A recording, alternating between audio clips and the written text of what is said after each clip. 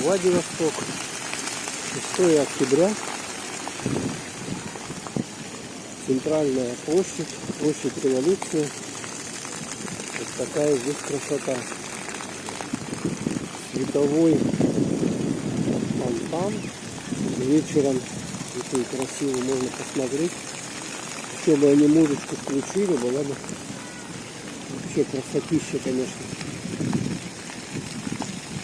Удачное решение вот украсить центральную площадь в городе.